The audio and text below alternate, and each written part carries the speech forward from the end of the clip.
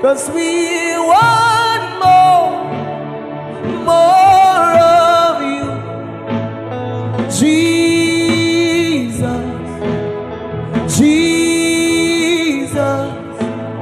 We want more of you, Jesus. This is not the realm of trial and error. These men were custodians of the mysteries of the kingdom. Are we together?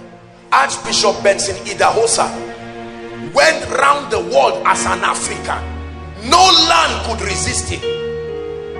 I remember one time Benny Hinn was laying hands on people, and he got to Archbishop Benson Idahosa and he removed his cap. When Benny Hinn touched him, he fell under the anointing and he put his cap back. He said, thank God it was an African that drew you.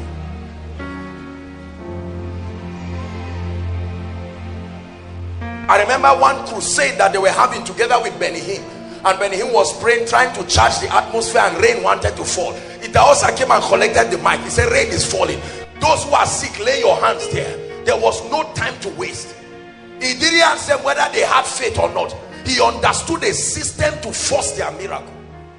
A guy's face was bent and he came to him for healing, and he said, look up. And the guy looked up. He said, God, this is your image. If this is how you look, leave this man like that.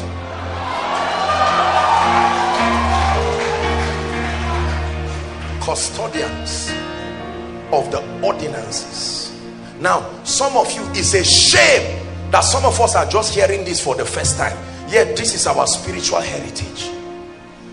When you start training children from primary school, you teach something called social studies. You teach them the history of their nation. You teach them the advantages of being a citizen of that nation. Why? You are preserving that sense of nationhood. We have lost that sense of spiritual nationhood. We do not understand the extent, and that's why our faith is not strong, because we are not familiar with the dealings of God.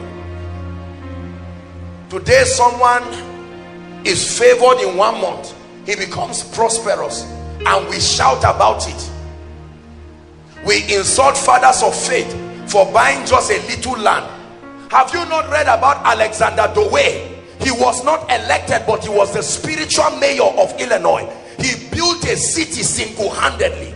He was not just a prophet, he was a multi-millionaire. It was said his wealth was so mysterious, people became afraid. He built a city. Well, his opinions had their issues here and there, but he built a city with a hospital in it. Today it's still called Zion City in Illinois. You get there, once it was 12 on the dot, everywhere around the city you had to stop and pray. Once upon a time, Catherine Kuhlman was teaching, and someone came into the meeting.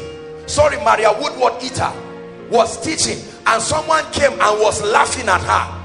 And the moment she was laughing at her, she said, God judge you. Her tongue swelled up immediately to be bigger than the size of her head. After 3 days of prayer warriors praying, that tongue refused to go down, and they advised the person to come and apologize. He came before the church and apologized to her. She laughed and slapped the tongue. It went down in their presence. Are we together? These people, it was their life. It was not show.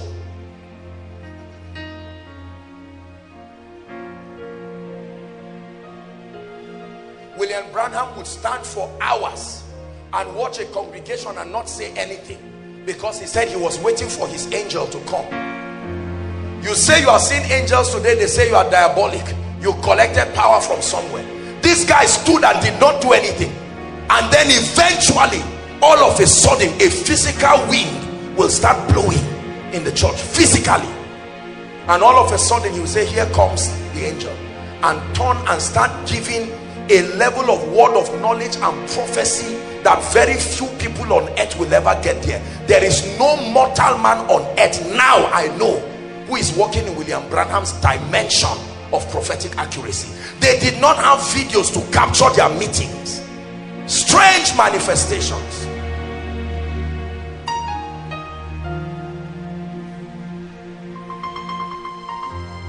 But something happened. As powerful as these moves are, the children had the opportunity to learn without guessing. They had the opportunity to learn without trying. With the little dimension of grace that God has exposed to me, I've had the privilege of teaching people with a level of accuracy according to what God has given, and have watched a reproduction. Imagine that you were mentored by Smith Wigglesworth. Imagine he told you what God taught him. Imagine what happened to him when he went to heaven. Imagine that he told you. Imagine that you stood side by side with him. They brought somebody with a condition called an alligator skin, where his skin, the top skin, had rot, and they brought him before A. Allen. A. Allen looked at him and laid his hands and removed the old skin, like that, like you remove another hand and a new hand appears, and he threw it away. Jacob, one of the greatest manifestors of the faith of God. I watched this. It's not like they told me. They brought someone with cancer and he sat down on a chair. He looked at the neck. He held the cancer and removed it. Did you hear what I said?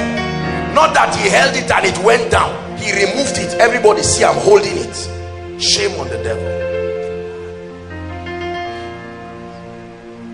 In Smith Wigglesworth's book, his own confession, that one time a spirit appeared in his room.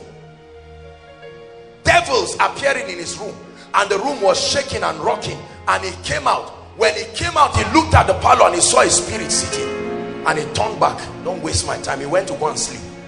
Not pray, not fast, not bind, sleep. I thought it was an angel that brought a message, but since it's you, Satan, enjoy the chair and go back. This is not I claim I am powerful. This is a settled, this is truly the seated in heavenly places mentality.